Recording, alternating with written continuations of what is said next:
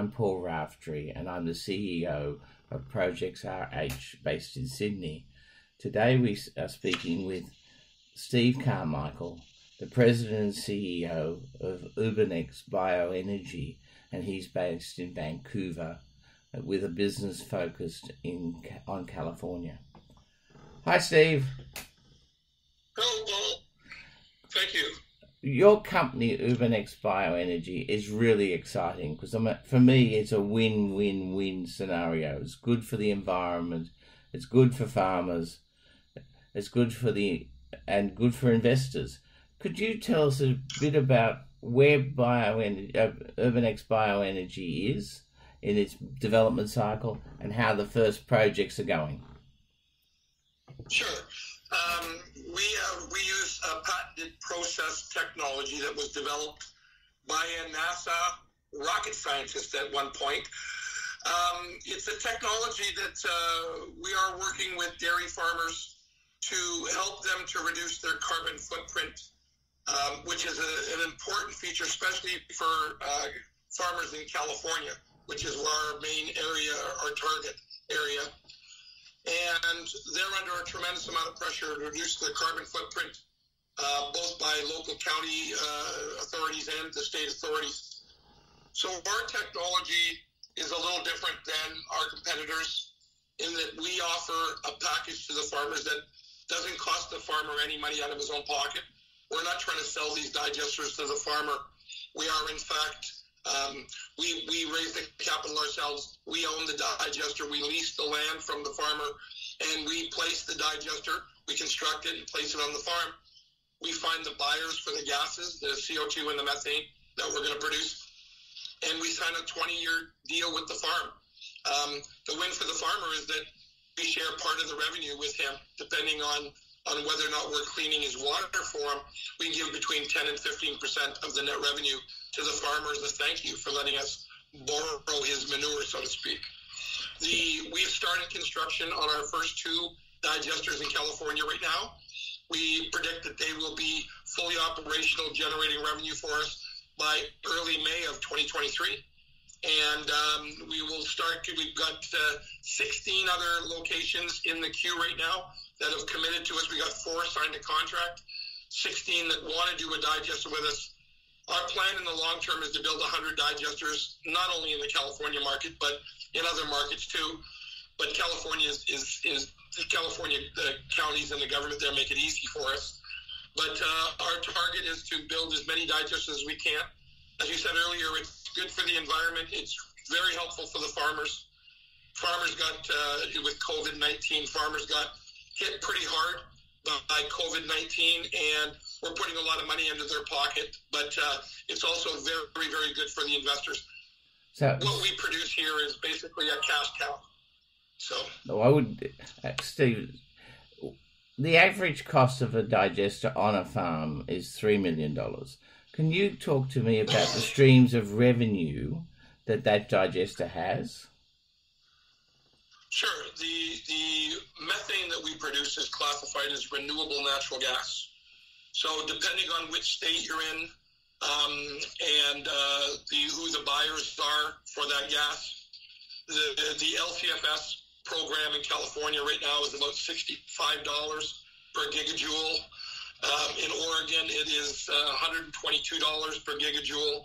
The state of New York, which is another state that we're very interested in working in, they're putting an LCFS program in place right now that's going to be very lucrative for us. Okay, but you also sell carbon credits and fertiliser. Correct. And so we sell the gas, the methane gas, for carbon credits. Well, we sell the gas and we get paid per gigajoule, which is 1,000 cubic feet. Not only that, but we also produce what comes out of the digester is about 70% methane and about 30% CO2. And we sell the CO2 to greenhouses or companies that are looking to buy bulk CO2, green CO2 as they call it. And also on certain farms, we will dewater the liquefied manure as it comes out of the digester. Normally that would just go back into the lagoon or into the pond that the farm has. We will dewater it, give the water back up to the farmer to use for his cattle, but then we take the fibrous material and we make it into fertilizer. So we have three revenue streams that are built inherently into this. So a farmer who traditionally has one revenue stream right now, which is the milk that they produce, we're handing him the ability to upgrade that to 4 revenue streams. And I think really importantly, it will allow the farmer to stay in business, because the real issue for them is if they can't control the CO2, they're going to be punished financially for that. So correct. The government, both state and county and state, are coming down really hard on them right now to force them into a position that they have to reduce their carbon footprint, the amount of CO2 and the amount of methane stays in the atmosphere 20 times longer than CO2 does. So the real culprit here is really the methane that's being reduced.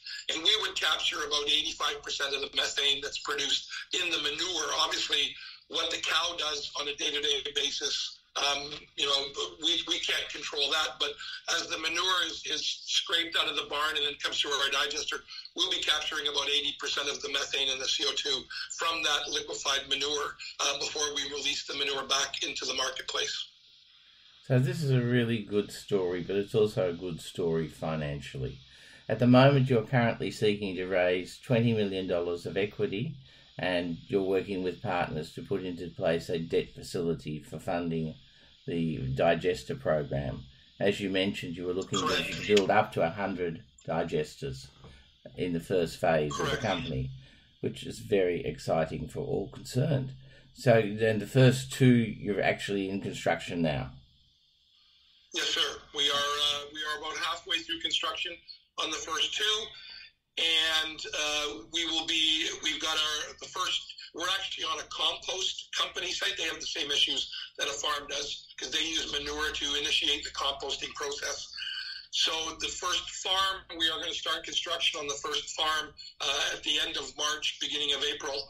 And then we've got farms lined up to start a farm almost the first of every month for the rest of the year. So there's 55,000 dairy farms in the United States. There's 314 digesters operating right now. So there's a huge upscale on this. There's a huge opportunity. But your technology is equally applicable to the pig industry, to the chicken industry. There's huge opportunity for licensing your patents around the world.